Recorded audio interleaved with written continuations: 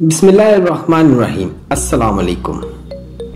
पिछले एपिसोड में हमने बात की थी रूहानियत क्या है, तसव्वुफ का नजरिया और हकीकत क्या है, पीरों का फ्रॉड और इनके मुतल्लिक गलत फहमियां क्या हैं। इस एपिसोड में हम इन सवालों का जवाब तलाश करेंगे कि अक्सर लोग ये कहते हैं कि हम बाकायदा नमाज पढ़ते हैं और दरूद और वजीफे भी करते हैं, फिर भी हम पर जादू का असर क्यों होता है।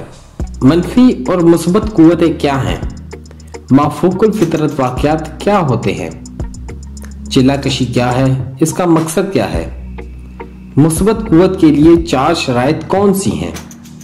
इब्तिदा से ही हर इंसानी माशरे को एक सवाल के जवाब की तलाश रही है, माफूकुल फितरत वाक़यात क्यों रूनुमा होते हैं। इंसानों ने मुख्तलिफ औकात में अपने महदूद इल्म और तजर्बे की रोशनी में इस सवाल का जवाब तलाश करने की कोशिश की है। इस कोशिश में वो बसा औकात गुमराही के अंधेरे में ठोकरें खाता और भटकता रहा और उसने गैर फितरी वाक़यात की रोशनी में अपने जहन में एक माबूद का तसव्वुर उजागर करने की कोशिश की। सूरज, आग, आसमानी बिजली की परस्तिश का आगाज इसी तरह हुआ था। फिर जब इंसान को इन चीजों की हकीकत का इल्म हो गया तो उसने अपनी जबीन नियाज के लिए कोई और दर तलाश करना शुरू कर दिया और ये सिलसिला चलता रहा। बाज लोग ये समझते हैं कि इस साइंसी दौर में माफूकुल फितरत वाक़यात का रूनुमा होना कोई मायने नहीं रखता। ये वो लोग हैं जो साइंस और माफूकुल फितरत वाक़यात दोनों की असलियत से नावाकिफ हैं। हकीकत यह है कि माफूकुल फितरत वाक़यात का रूनुमा होना दरअसल एक साइंसी सच्चाई है और इन्हें झुटलाना साइंस और मज़ाहिर कुदरत से यकसर नावाकफियत है। माफूकुल फितरत वाक़यात उस वक़्त तक माफूकुल फितरत रहते हैं जब तक साइंसदान इसका जवाब तलाश नहीं कर लेते, और अब तो साइंस ने हजारों ऐसी बातों की असलियत मालूम कर ली है जो कल तक गैर फितरी और पुरसरार समझी जाती थी। इसी तरह रूहानियत, जिस पर गुजरे जमानों में चंद इफराद या चंद खानदानों को अजारा था, साइंस ने इस पर से भी असरार के पर्दे उठाकर इसे इल्म की एक बाकायदा शाख की सूरत दे दी और इसका नाम पैरासाइकोलॉजी रखा। इसमें इंसान के अंदर एक पोशीदा कुव्वत के लाजवाल खजाने की खबर दी गई है और इन रास्तों की निशानदही की गई है जो इंसान को इस खजाने तक ले जाते हैं। जिस तरह हर जमाने में हर इंसानी मुआशरे को माफूकुल फितरत वाक़यात से वाबस्ता रहा है, इसी तरह हर जमाने में ऐसे शख्स भी मौजूद थे जिन्होंने अपने इल्म और तजर्बे की रोशनी में इन वाक़यात को समझकर इनका अजाला करने की कोशिश की। ऐसे लोग आज भी पाए जाते हैं। इस सिलसिले में काले जादू और नूरी इल्म का जिक्र सुनने में आता है और लोग आमलियात और आमलों वगैरह का जिक्र भी करते हैं। इसके अलावा दूसरों को जादू के जरिए तबाह करने के दावे भी किए जाते हैं और ये भी कहा जाता है आयात कुरानी से लोगों को तबाह या खुशहाल बनाया जा सकता है। बाज लोग इस सिलसिले में उल्टे इल्म का नाम भी लेते हैं। गर्ज ये है कि ये सिलसिला कायनात की इब्तिदा से ही चला आ रहा है। एक चीज है जो खबर मतवातर कहलाती है, कोई शय जो आलम वजूद में है और इसके बारे में लोग कहते सुनते चले आए और दरमियान में कोई तवील वक्फा ना हो तो इसको खबर मतवातर कहते हैं। इसके बारे में कहना पड़ेगा कि इसमें कोई ना कोई हकीकत जरूर होती है।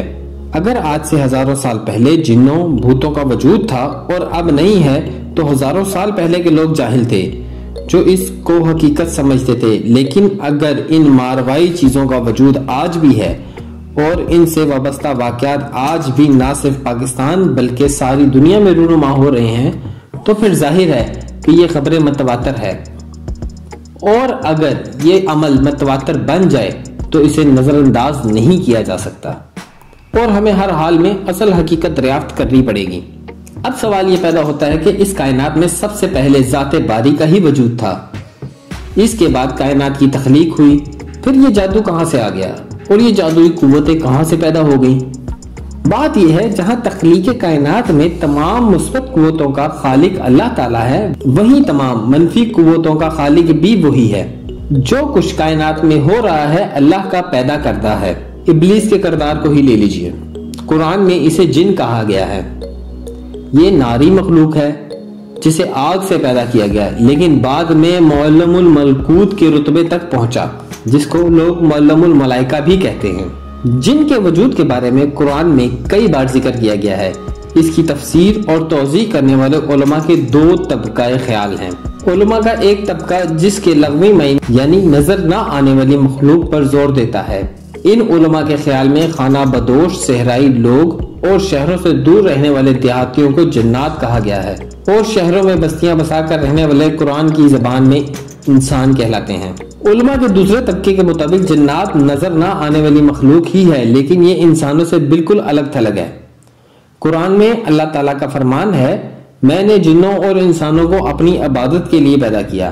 پہلے طبقہ خیال کے علماء کے نزدیک چونکہ صحرائی لوگ نظروں سے پوشیدہ رہتے ہیں اسی لیے جن کہلاتے ہیں، لیکن خبر متواتر کے مطابق کئی ایسے واقعات حضرت صلی اللہ علیہ وآلہ وسلم سے قبل اور آپ صلی اللہ علیہ وآلہ وسلم کی حیات مقدسہ کے دوران سامنے آئے ہیں، جن سے جنات کا انسان سے علیحدہ مخلوق ہونا ثابت ہوتا ہے۔ اس سے یہ بھی ثابت ہوتا ہے کہ وہ مخلوق بھی انسان کی طرح مکلف ہے، یعنی اس پر بھی گناہ ثواب لازم آتے ہیں۔ اس کے علاوہ ایسے بے شمار واقعات ملتے ہیں جن کے مطابق جنات مولویوں سے تعلیم حاصل کرتے رہے، پہلوانوں سے کشتیاں لڑتے رہے۔ احادیث میں ذکر ملتا ہے جنات کے قبائل قبول اسلام کے لیے آتے تھے۔ آیات قرآنی کے ضمن میں رہنمائی کے لیے جنات کے دربار رسالت صلی اللہ علیہ وآلہ وسلم میں حاضری کا ذکر بھی ملتا ہے۔ شیطان جس کو ابلیس کہا جاتا ہے وہ بھی جن ہے، اپنے علم کے زور پر معلم الملکوت بنا، پھر خدا کی نافرمانی کی پاداش میں راندے درگاہ ہوا۔ جادو اور کالے علم کا منبع ابلیس کی ہی ذات ہے۔ اس کائنات میں اللہ کی اجازت سے دو متوازی قوتیں ازل سے چل رہی ہیں۔ ایک تو یزدان کی قوت ہے جو مثبت قوتوں کا سرچشمہ ہے، دوسری قوت شیطانیت ہے۔ ابلیس کا ذکر دنیا کے تمام آسمانی کتابوں میں ملتا ہے، اور ہر جگہ ابلیس منفی قوتوں کا نمائندہ ہے جو کسی کو کسی شکل میں اور کسی کو کسی اور شکل میں نظر آتا ہے۔ کائنات کے تمام منفی قوتیں ابلیس اور شیطانیت کے ساتھ منسلک ہیں۔ قرآن میں ابلیس کے اولیاء یا دوستوں کا ذکر بھی ملتا ہے۔ بھانومتی، لونا چماری، کالی دیوی، اسماعیل جوگی جیسے کردار منفی قوتوں کے نمائندہ ہیں، اور یہی اولیاء ابلیس ہیں۔ ان کو تمام قوتیں ابلیس کی طرف سے ملی ہیں۔ جنات بھی دو قسم کے ہیں، ایک تو الہامی کتابوں کے ماننے والے ہیں اور مختلف انبیاء کے پیروکار ہیں، دوسرے وہ ہیں جو ابلیس کی ذریت کہلاتے ہیں۔ جادو کا تمام سلسلہ ابلیس کی اسی اولاد کے ذریعے چلتا ہے۔ جادو کرنے والا جس وقت جادو کرتا ہے وہ در حقیقت ابلیس کی اطاعت کا دم بھرتا ہے، کیونکہ خدا کو ماننے والا کالے جادو کرنے کا تصور بھی نہیں کر سکتا۔ جنات کے علاوہ جو انسان اس زمین پر ابلیسی سلسلوں کو تسلیم کرتے ہیں وہ بھی اولیاء ابلیس ہیں۔ وہ جب مر جاتے ہیں تو ان کی بدروح اس دنیا میں آ کر گھومتی رہتی ہے۔ ان ارواح کے ذریعے بھی جادو کیا جاتا ہے، مثلا مرگٹ کی راکھ یا پرانی قبروں کی مٹی سے بھی جادو کا کام لیا جاتا ہے۔ یہ بد ارواح اولیاء ابلیس کی مدد کرتی ہیں۔ ان کے علاوہ ایک تیسری قوت بھی ہے جو سب سے زیادہ طاقتور ہے۔ یہ انسان کی اپنی منفی قوتیں ہیں۔ ان قوتوں کو اس حد تک بیدار کیا جاتا ہے کہ وہ دوسرے شخص پر مسلط ہو جاتی ہیں۔ مثلا ایک شخص نفرت، مایوسی اور نا امیدی کا شکار ہے۔ یہ تمام چیزیں جو وجود انسانیت کے اندر موجود ہیں منفی کیفیات کی قوت دیتی ہیں۔ پھر ایک وقت ایسا آتا ہے کہ ان کیفیات کو متذکر کر کے جس کسی شخص پر منعکس کیا جائے وہ اس کے حصار میں آ جاتا ہے۔ اس حصار کو ختم کرنا زیادہ مشکل ہو جاتا ہے کیونکہ منفی قوتوں کا ارتکاز اور پھر ان کا مطلوبہ شخص پر انعکاس جادو کا اثر رکھتا ہے۔ اس جادو کا اثر جو شخص منفی قوتوں سے پیدا ہوتا ہے علاج کرنا مشکل ہوتا ہے۔ ان تمام منفی قوتوں کا منبع شیطانیت ہے۔ دوسری طرف مثبت قوتیں ہیں۔ یہ عجیب بات ہے کہ انسان لا کی تخلیق ہے جب اللہ صرف اللہ تعالیٰ کی ذات کو سزاور ہے۔ یہی وجہ ہے منفی قوت یا سوچ کو انسان جلدی اپنا لیتا ہے۔ انسان کے لیے بدی میں زیادہ کشش ہے۔ یہی وجہ ہے کہ انسان کے لیے اپنے اندر کی مثبت قوتوں کو بیدار کر کے یکجا کرنا زیادہ مشکل ہے۔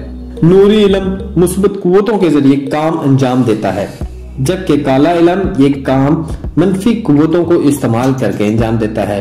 नूरी इल्म के अवामिल में नेक अरवाह और आमिल की अपनी मुस्बत कुव्वतें और फरिश्ते, जबकि काले इल्म के अवामिल में भूत, परीत, ज़ुर्रियत इब्लीस और बद अरवाह शामिल हैं। तिब का असूल है कि अगर किसी के जिस्म में सांप का जहर दाखिल हो जाए तो इसका तोड़ करने के लिए तरियाक को जिस्म में दाखिल किया जाता है। जिस किस्म के जरासीम होंगे इनका इलाज भी उसके मुताबिक किया जाता है। इसी तरह अगर किसी पर मनफी कुव्वतों के असरात पड़ जाएं तो हम उनको अपनी मुस्बत कुव्वतों से खत्म कर सकते हैं। बाज़ औक़ात आमिल को इस अमल में शदीद मुज़ाहमत का सामना भी करना पड़ता है। आमिल को मनफी कुव्वतों का तोड़ करने से पहले ये जरूर देखना चाहिए कि इसके मुस्बत और मुखालिफ मनफी कुव्वतों में ताकत का तवाज़ुन किस तरफ है।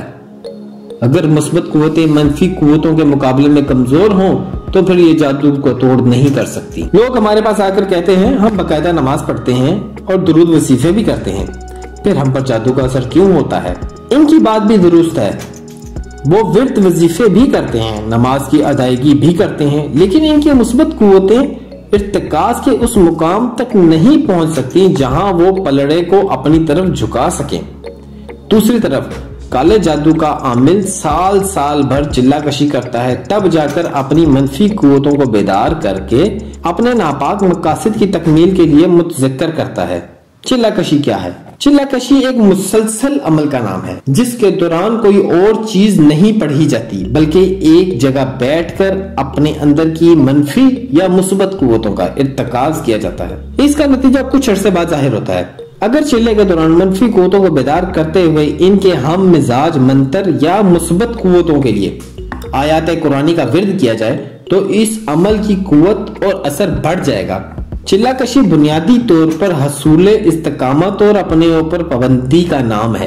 काले इल्म का जादूगर चिल्ला खींचकर अपनी शैतानी कुव्वतों को बेदार करता और जंतर मंतर के जरिए इनको मजीद मौसर बनाता है, जबकि इसका तोड़ करने वाला सिर्फ घर में बैठकर विर्द वजीफे करता है और उसका अंजाम नाकाम होता है क्योंकि वो अपनी मुस्बत कुव्वतों को खातिर ख्वाह तरीके से जमा नहीं करता। मैंने बड़े बड़े इबादत गुजारों को मनफी कुव्वतों के हसार में फंसते देखा है। मैं इसके लिए एक मिसाल देना चाहूंगा। एक इंजीनियर अपनी इमारत को अपनी निगरानी में मुकम्मल करवा सकता है मगर अपने हाथ से एक दरवाजे में कील भी नहीं ठोंक सकता क्योंकि यह बढ़ई का काम है और बढ़ई की अपनी इस्तिताअत है जो उसने अपने हुनर की तकमील के लिए पैदा की है। बिल्कुल इसी तरह जादू का तोड़ करना भी एक हुनर है और इसके लिए एक खास किस्म की इस्तिताअत पैदा करनी पड़ती है। इसमें नाकामी का इम्कान भी है अगर मनफी कैफियत ज्यादा ताकतवर हो। बास लोग मेरे पास आते हैं और कहते हैं ऐसी सूरत पैदा हो जाए कि इन पर काला जादू असर अंदाज ही ना हो। मेरे ख्याल में इसकी दो सूरतें हैं। एक सूरत तो ये है कि आप घर बनाते हैं और अपनी हिफाजत के लिए इसकी दीवारें तामीर करते हैं। अगर कोई ट्रक आपके घर को टक्कर मार दे तो मुमकिन है आप तो बच जाएंगे लेकिन घर की दीवार में शिगाफ पड़ जाएगा। दूसरी सूरत यह है इस कायनात में जब तक इब्लीस का वजूद है उस वक्त तक जादू भी मौजूद रहेगा। इससे मुकम्मल तौर पर बचना मुमकिन नहीं। अगर मुस्बत कुव्वतों वाला घर के गिर्द हसार कायम कर दे और इसकी रियाजत शैतानी आमलों से ज्यादा ताकतवर हो तो फिर घर की हिफाजत मुमकिन है। यह बुनियादी तौर पर ताकत के टकराव हैं जिसमें हक और बातिल की कुव्वतें बाहम बरसरे बेकार होती हैं। अल्लामा इकबाल ने अपनी एक नज़म में इब्लीस की ज़बानी जबरील को इस तरह मुखातिब किया, मैं खटकता हूँ दिल यज़दा में कांटे की तरह, तू फकत अल्लाहू अल्लाहू अल्लाहू। इसका मतलब यह है कि शैतान कायनात की एक मतवाजी ताकत है जिसको खुदा ने खुली छूट दे दी और अपनी दरगाह से निकाल दिया। इब्लीस ने अल्लाह ताला को कहा था, मुझे तेरे वक्कार की कसम मैं तेरे बंदों को बहकाऊंगा। यहाँ एक चीज याद रखने की है, इब्लीस मुल्हद या दहरिया नहीं मोहद है। उसने खुदा के वजूद का इनकार कभी नहीं किया बल्कि अल्लाह ताला के अहकाम की नाफरमानी की है जिसकी वजह से उसे रांदे दरगाह करार पाया गया। मौजूदा दौर में शैतान का काम आसान हो गया है। अक्सर लोग बहुत जल्द इसके बहकावे में आ जाते हैं। मुस्बत तर्ज अमल खत्म हो रहा है, बुराइयां फैल रही हैं और हर तरफ मनफी तर्ज फिक्र का दौर दौरा है। इस वजह से लोग कसरत से शैतान और तागूती ताकतों की तरफ माइल हो जाते हैं। मेरे पास एक औरत आई, उसकी बेटी FA में थी और उसकी बहन की बेटी मेडिकल में पहुंच गई। इस औरत का मुतालबा था کہ میں کوئی ایسا عمل کروں کہ اس کی بہن کی بیٹی میڈیکل کی تعلیم جاری نہ رکھ سکے۔ میں نے اسے کہا کہ میں یہ تو کر سکتا ہوں کہ اس کی بیٹی کے ذہن میں کوئی مثبت عمل کروں، لیکن اس کا یہ مطالبہ پورا نہیں کر سکتا کہ اس کی بہن کی بیٹی کا ذہن مفلوج ہو جائے۔ وہ عورت مایوس ہو کر چلی گئی۔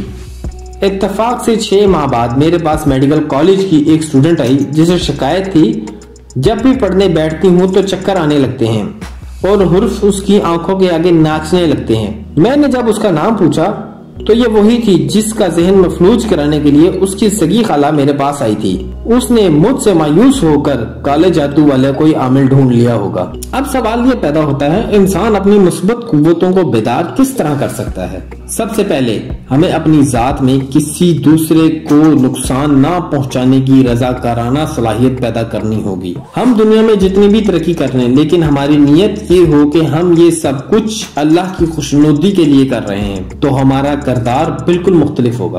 پھر ہم اپنے آپ میں یہ صلاحیت پیدا کر سکیں گے کہ ہماری ذات سے کسی دوسرے کو کوئی نقصان نہ پہنچے۔ دوسری شرط یہ ہے کہ ہمیں ہر وقت سچائی اور صدقے بیانی سے کام لینا پڑے گا۔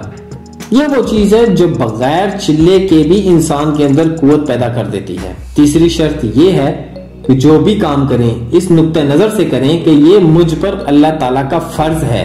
خدمت خلق بھی فرض سمجھ کر کریں۔ اپنی تمام صلاحیتوں کو اللہ تعالیٰ کی خوشنودی اور دوسروں کی بھلائی کے لیے استعمال کریں۔ چوتھی شرط یہ ہے کہ ہر حال میں حسن سلوک سے کام لے، چاہے کوئی بدتمیزی سے بات کرے یا اکتا دینے والی گفتگو شروع کر دے۔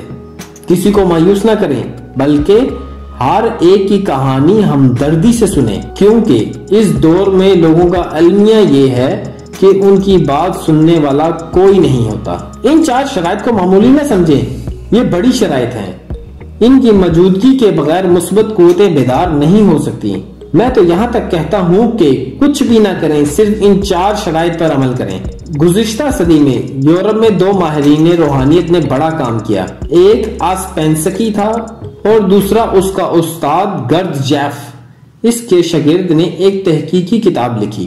وہ گرد جیف کی روحانی تعلیمات کی کھوج میں نکلا تو یورپ سے ترکی جا پہنچا۔ وہاں سے صوفیہ کرام کے سلسلے کے ساتھ ساتھ چلتا افغانستان، پاکستان، ہندوستان سے ہوتا ہوا بغداد جا پہنچا، جہاں اسے معلوم ہوا گرد جیف تو بغداد کا تربیت یافتہ تھا جسے خاص مقصد کے لیے یورپ بھیجا گیا تھا۔ جب تحقیق کرنے والا شاگرد بغداد پہنچا تو اسے بتایا گیا یہ جو تحریک ہم نے شروع کی تھی اب ختم ہو گئی ہے، کیونکہ اب اس کی ضرورت باقی نہیں رہی۔ اس شاگرد کو یہ بھی کہا گیا کہ تمہارے گھر سے 10 میل کے فاصلے پر ایک نئی تحریک شروع ہوئی ہے، تم اس میں شامل ہو جاؤ اور یہ یاد رکھو کہ تم اپنے گھر سے چل کر جہاں جہاں بھی گئے ایک ایک لمحے کے لیے ہماری نظر سے اوجھل نہیں رہے۔